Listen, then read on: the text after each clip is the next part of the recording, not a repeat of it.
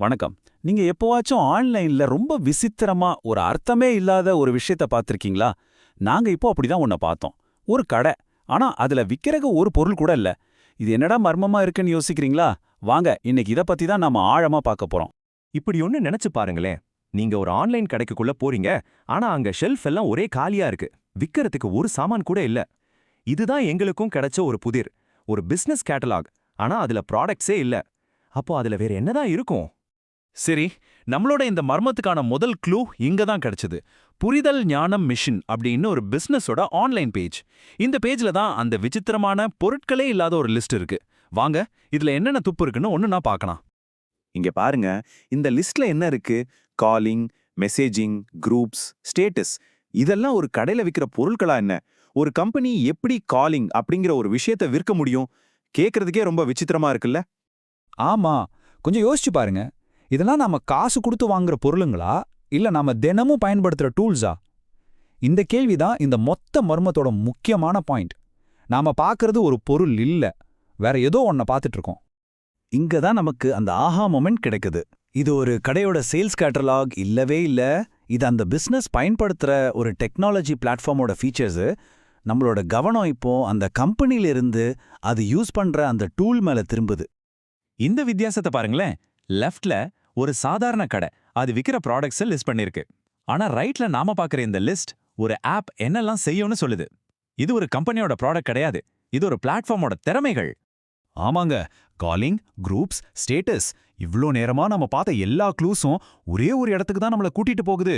அது நாம எல்லாரும் தினமும் பயன்படுத்துற வாட்ஸ்அப். நாம பார்த்தது அந்த கம்பெனியோட கேட்டலாக் இல்ல, அது வாட்ஸ்அப்போட ஃபீச்சர்ஸை காட்டுற ஒரு பேஜ். ஓகே, அப்போ மர்மம் சால்வ் ஆயிடுச்சு. இப்போ வாட்ஸ்அப் நமக்கு எவ்ளோ பவர்ஃபுல்லான டூல்ஸ் கொடுக்குதுன்னு கொஞ்சம் டீப்பா பார்க்கலாம் வாங்க. ஒன்னொன்னா அலசி ஆராய்ஞ்சிரலாம். முதல்ல காலிங். இது சும்மா ஒரு ஃபீச்சர் மட்டும் இல்ல, இது ஒரு புரட்சினே சொல்லலாம். ஒரு காலத்துல இன்டர்நேஷனல் கால்ஸ்க்கு நாம செலவு பண்ண பணத்தை நினைச்சு பாருங்க. இன்னைக்கு உலகத்துல எந்த மூலையில இருந்தாலும் சரி, இன்டர்நெட் மட்டும் இருந்தா போதும், நேருக்கு நேரா வீடியோல பேச முடியுது. அடுத்து மெசேஜிங். வெறும் டெக்ஸ்ட் மட்டும் இல்லாம ஸ்டிக்கர்ஸ், வாய்ஸ் நோட்ஸ், ஜிஃப்னு நம்மளோட ஃபீலிங்ஸை அப்படியே காட்ட இது ரொம்ப உதவுது. ஒரு ஸ்டிக்கர் 100 வார்த்தைக்கு சமம் இல்லையா? குரூப்ஸ், அடடா, இது இல்லாம ஒரு நாளை நினைச்சு பார்க்க முடியுமா நம்மால? வீட்டு ஃபங்க்ஷன்ல இருந்து ஆஃபீஸ் ப்ராஜெக்ட் வரைக்கும் எல்லாத்தையும் பிளான் பண்ணவும், எல்லாரையும் ஒரே இடத்துல கனெக்ட் பண்ணவும் இது ஒரு முக்கியமான கருவியா மாறிடுச்சு. அடுத்து சேனல்ஸ். இது ஒரு புது ஃபீச்சர்.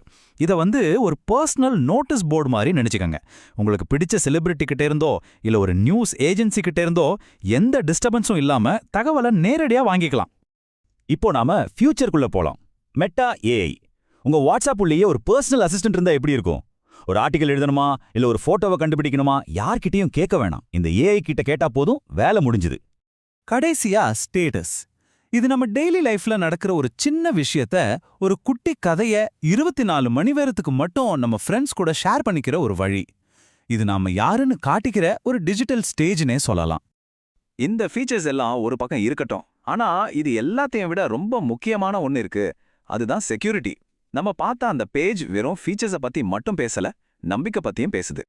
இந்த ஒரு லைன் எல்லாத்தையும் சொல்லுது. நீங்க சேஃபா இருக்கிறதுக்கு பல லேயர் பாதுகாப்பு இருக்கு. இதுக்கு என்ன அர்த்தம்னா, நம்மளோட உரையாடல்கள் சும்மா வசதிக்காக மட்டும் இல்ல, ஒரு நம்பிக்கையோட அடித்தளத்துல தான் உருவாக்கப்பட்டிருக்கு.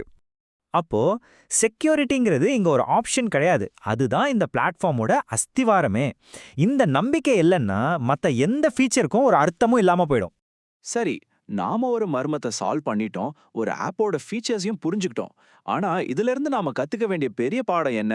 இது பிசினஸோட ஃபியூச்சரை பத்தி நமக்கு என்ன சொல்ல வருது? இங்க தான் அந்த பெரிய மாற்றமே இருக்கு. இனிமே கடைனா நம்ம தேடி போற ஒரு இடம் இல்ல, அது நாம ஏற்கனவே நம்ம போன்ல வச்சிருக்கிற ஒரு ஆப். உண்மையான டிஜிட்டல் மார்க்கெட் ஒரு தெருவுல இல்ல, அது நம்ம ஒவ்வொருத்தரோட பாக்கெட்லயும் இருக்கு.